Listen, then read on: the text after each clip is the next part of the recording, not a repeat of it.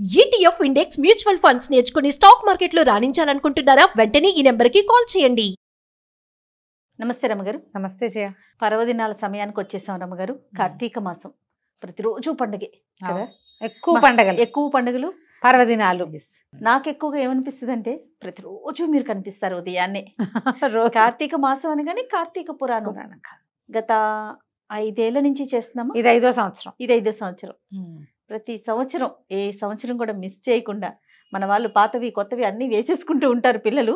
But ఏ సంవత్సరానికి ఆ సంవత్సరమే కొత్తగా చేసుకుంటాం. ఈ విషయాన్ని పక్కన పెడితే ప్రతిరోజు ఒక పర్వదినం పరమ పవిత్రంగా చూస్తాం మనం. కార్తీక మాసాన్ని అయ్యప్ప మాలలు కనిపిస్తూ ఉంటాయి. తర్వాత నదీ స్నానాలు, సముద్ర స్నానాలు, దీపారాధనలు ఇవన్నీ కూడా దేవాలయాలు కోలాహలంగా ఉంటాయి. మరి కార్తీక మాసం, పవిత్ర కార్తీక మాసం శుభాకాంక్షలు సుమన్ టీవీ ప్రేక్షకులందరికీ. మీకు కూడా కార్తీక మాసం శుభాకాంక్షలు అమ్మగారు. హాయిగా సుఖంగా తేలిగ్గా కార్తీక మాసాన్ని జరిపేసుకోవచ్చు. కష్టంగా బరువుగా అమ్మో అలా కూడా జరుపుకోవచ్చు. అలా కూడా చేసుకోమంటారా? అలా కూడా చేసుకోవచ్చు. మీరు కష్టంగా బరువుగా చేసుకోవటము సులువుగా చేసుకోవటం పూర్తిగా మీ చేతుల్లోనే ఉంది. 5-6 ఆధ్యాత్మిక గురువుల్ని ఫాలో అవ్వకుండా ఓ గురువు, ఓ వాక్యం లేదా ఒక విధానం మన ఇంట్లో ఉన్నది. మనం ఏటా పాటించేది. కొత్త వాటి జోలికి వెళ్ళొద్దు. ఏ కొత్తది వెళ్ళొద్దు. మన పురాతనంగా మన పెద్దలు ఏం చేశారో అది లేదా ఒక గురువు, ఒక ఆధ్యాత్మిక గురువుతోటి ముందుకెళ్ళండి. ఏదైనా సరే మీరు దీంట్లో సింపుల్గా చేసుకోగలిగేది. కార్తీక పురాణంలోనే మనకి ప్రత్యేకంగా కొన్ని విధానాలు చెప్తారు. ఏమిటి? స్నానం, జపం, దీపం, దానం, ఉపవాసం. దీంట్లో దేవాలయ దర్శనాలు ఉన్నాయి, తీర్థాటన ఉంది, నదీ స్నానము, సముద్ర స్నానము ఉన్నాయి. ఏదైనా చేయొచ్చు. మనకి ఇప్పుడు సిటీలలో టౌన్లలో ఉండే వాళ్ళకి నదీ స్నానాలకి ఇది స్నానాలు కుదరకపోవచ్చు. ఒక్కరోజు అవకాశం కుదుర్చుకుని వెళ్ళరండి. మనం ఏం చేస్తున్నాం? ఈ మన అక్షయ తృతీయ వచ్చినా లేకపోతే ధన్తేరాస్ వచ్చినా బంగారం కొనుక్కోవడానికి పరిగెట్టాలా. మనం ఎంతో కొంత కొనాలనుకుంటామా? అలాగే నదీ స్నానం తప్పనిసరిగా చేయవలసిన ఆవశ్యకత మనకి ఉన్నది కాబట్టి ఈ నెలలో డెఫినెట్గా చేసి తీరాలి అని పెట్టుకోండి. మన దగ్గరలో ఏ నది ఉంటే ఆ నదికి వెళ్ళిపోండి. ఒక్కరోజైనా నదీ స్నానం చేయండి. ఏ ఫ్రెండ్ ఇంట్లోనో బావి ఉందంటే వాళ్ళ ఇంట్లో ఓ రాత్రి పడుకుని తెల్లవారుజామున వాళ్ళ ఇంట్లో బావి స్నానం చేయండి.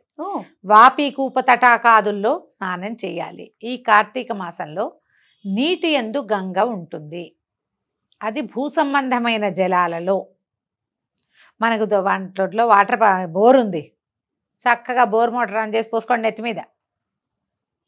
ట్యాంక్ వాటర్ కాకుండా అదేలేండి నిల ఉన్న నీరు ఎక్కడి నుంచో వచ్చినవి, అవి కూడా భూగర్భంలో నుంచి వచ్చినవే రకరకాలు, కాకపోతే నిలవ పడిపోతాయి. అలా కాకుండా ఫ్రెష్గా అది వస్తున్నప్పుడు పోసుకోవాలి, అప్పుడు మంచిది. ఇది కార్తీకం పూర్తిగా ఆరోగ్య మాసం. ఈ జనరల్గా ఆరోగ్య మాసం అని మాటకు చెప్పుకున్నా కూడా ఇప్పుడు అనారోగ్యాలు వచ్చే కాలం చేయ. కార్తీక మార్గశిరాలు ఇవి చాలా తీవ్రమైన అనారోగ్యానికి గురి చేస్తాయి. వెదర్ మారిపోతుంది, మరణాలు ఎక్కువ సంభవిస్తాయి. మనకి మార్గశిర మాసంలో చాలామంది డిసెంబర్లో పోతూ ఉంటారు. పెద్దవాళ్ళు కూడా డిసెంబర్లో ముంచుకొచ్చేస్తుంది. దానికి ముందు వచ్చే కార్తీకంలోనే మనకి ఇట్లా అన్నం తక్కువ తినండి, దీపాలు పెట్టండి, దేవాలయాలకు వెళ్ళండి, నదులకు వెళ్ళండి, నదీ స్నానం చేయండి, పొద్దున్నే లేవండి. ఇవన్నీ చెప్పేది ఎందుకంటే తర్వాత నెలల్లో ఈ నెలలోనూ వచ్చే నెలలోనూ కూడా మనం అనారోగ్యాల బారిన పడకుండా ఉండడం కోసమే. పైగా ప్రతిరోజు పర్వదినమే. ఆ మొదలుపెట్టిన రోజు నుంచి బలిపాడ్యమి, యమద్వితీయ, ఇలా లైన్గా మళ్ళీ 2 రోజులు గడిచేసరికి నాగుల చవితి, చవితి వెళ్ళిందంటే పంచమి. వరుసగా మనకి మధ్యలో ఇందులో ఏంటి సోమవారాలు వస్తాయి, ఏకాదశులు వస్తాయి, పౌర్ణమి ఒకటి వస్తుంది. ఇవన్నీ ప్రత్యేకమైనవి. ప్రతిరోజు మనకి సోమవారం కుదరలేదు, పౌర్ణమి కుదరలేదు, ఏమీ కుదరలా. ఒక్కరోజైనా నెలలో కుదరకుండా ఉంటుందా? అదే కదా ఎవరికైనాను. ఆ ఒక్క రోజైనా తెల్లవారుజామునే సూర్యోదయాత్ పూర్వమే స్నానం చేయండి. ఎక్కడైనా అవకాశం ఉంటే ఒకరోజు, అన్నీ ఒకే రోజు చేయలేవు. ఓ రోజు స్నానం చేస్తావు, ఇంకో రోజు దేవాలయానికి వెళ్ళు, ఇంకో రోజు నది స్నానానికి వెళ్ళు, ఇంకో రోజు దీపదానమో ఏదైనా చేయి, ఇంకో రోజు దీపారాధన చేయండి. ఏదో ఒక రోజు ఉపవాసం ఉండండి. బ్రేక్ఫాస్ట్ కుదరలేదు, లంచ్ కూడా సరిగ్గా కుదిరేలాగా లేదు, ఇది కార్తీక మాసం కదా, ఈ పూటకు మానేసి చీకటి పడ్డాక తిందామని దేవుడికి ఒక దండం పెట్టుకోండి, ఓం నమః శివాయ అనుకోండి, అయిపోయింది కార్తీకం సుసంపన్నం. ఈజీగా చేసుకునేది ఇది. నేను ముందే చెప్పా కదా 2 పద్ధతులు ఉన్నాయని. అవునవును. ఏది కుదిరితే అది. బ్రేక్ఫాస్ట్ స్కిప్ చేసేసాము అనుకోకుండా, లంచ్ కూడా కుదరలేదు, ఏదో పళ్ళతో సరిపెట్టుకోవాల్సి వచ్చింది, అఖండమైన అద్భుతమైన ఉపవాసం అయినట్టే. ఇది కార్తీకం అన్న మతి ఉండాలి మనకి, చాలు. దీపారాధన పొద్దునో సాయంత్రమో ఏది కుదిరితే అది చేసుకోండి. సాయంకాలాలు సంధ్య దీపాలు పెట్టడము, సాయంత్రం అయ్యేసరికి దీపం పెట్టడం, తులసమ్మ దగ్గర దీపం పెట్టడం, రావి చెట్టు దగ్గర దీపం పెట్టడం, లేదా తులసి చెట్టు దగ్గర పెట్టుకోవటం, ఉసిరి చెట్టు దగ్గర దీపం పెట్టడం. నెల రోజులు మీరు తులసి దగ్గర కానీ, ఉసిరి చెట్టు దగ్గర కానీ, రావి చెట్టు దగ్గర కానీ దీపారాధన చేస్తే దేవాలయంలో ఒక్కసారి చేసిన అద్భుతమైన ఫలితం లభిస్తుంది. కార్తీకం అంతా ఆవునేతి దీపారాధన చాలా విశేషం. శివప్రీతి కోసం, కేశవ ప్రీతి కోసం చేస్తాం. ఇప్పుడు ఏం చెప్తారు, కార్తీకంలో కార్తీక దైవం ఎవరు? దామోదరుడు. భగవంతుడైన కృష్ణ పరమాత్మ దామోదర స్వరూపంలో ఉన్నటువంటి దాన్ని చేసుకుని, అవే కాకుండా దామోదరుడు అంటే విష్ణువు. దామోదర ప్రీత్యర్థం శివారాధన చేయబడుతుంది ఇప్పుడు. కార్తీక దామోదర ప్రీత్యర్థం శివారాధనం కరిష్యే, శివాభిషేకం కరిష్యే, రుద్రాభిషేకం కరిష్యే చెప్తారు. ఆయన ప్రీతి కోసం ఈయనని కొలుస్తాం. నెల రోజుల్లో మీకు కుదిరిన శివాలయమో విష్ణువాలయమో దర్శనం చేయండి ఒక్కసారైనా. ఇది సులువుగా చేసుకోవటం.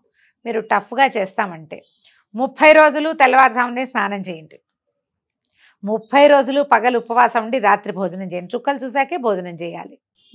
30 రోజులు ఎవరితోటి పోట్లాడద్దు, గొడవలకి దిగద్దు, ఎవరితోటి ఎట్టి పరిస్థితుల్లోనూ. ఇది టఫ్గా చేయటం. చేసేవాళ్ళు ఉన్నారు కదా చాలా మంది ఉంటారండి. కార్తీక నక్తాలు చేస్తారు, నెల రోజులు పగలు ఉపవాసం రాత్రి భోజనం.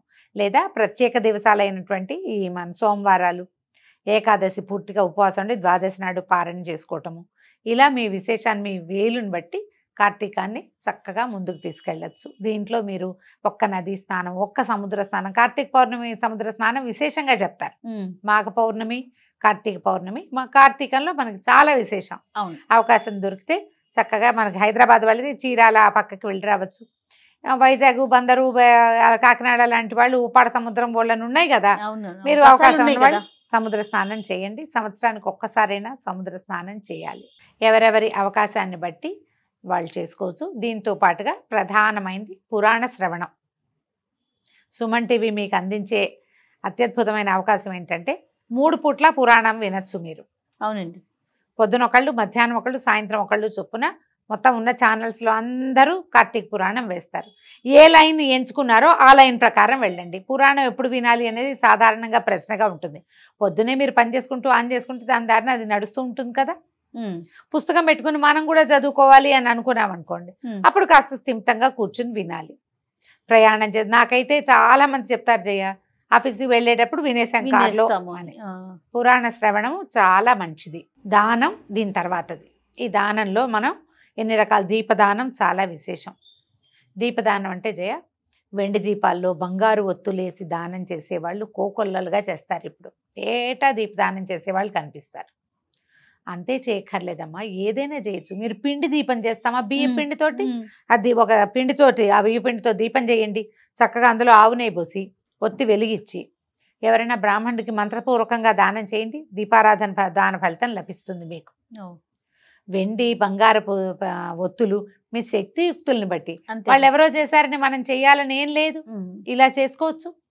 మీ శక్తిని బట్టి ఇత్తడి దీపాలు ఇవ్వదలుచుకున్నాము, ఇవ్వండి. పిండి దీపారాధన అద్భుతం, అదైనా ఇవ్వచ్చు. ఎవరైనా దానికి దక్షిణ ఇస్తావు, నువ్వు వెండి దీపమే ఇవ్వక్కర్లా, దక్షిణ ఇవ్వు. వెండి దీపాలు నేను ముత్తైదువులకు కూడా దీపం ఇచ్చుకుంటాను అంటే అవన్నీ మీ ఛాయిస్, మీ ఓపిక, మీ శక్తిని బట్టి.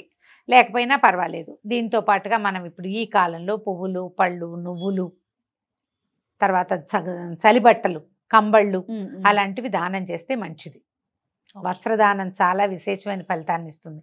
చలికాలం కదా, ఈ కాలంలో ఎవరికైనా పడుకోవటానికి, పక్క వేసుకోవటానికి కానీ, కప్పుకోవటానికి కానీ ఏదైనా దానం చేస్తే మంచి ఫలితం ఇస్తుంది. ఇందులో పెద్ద చిన్న తేడా ఏమీ లేదమ్మా, ఎవరికైనా ఒకటే రకమైన ఫలితం.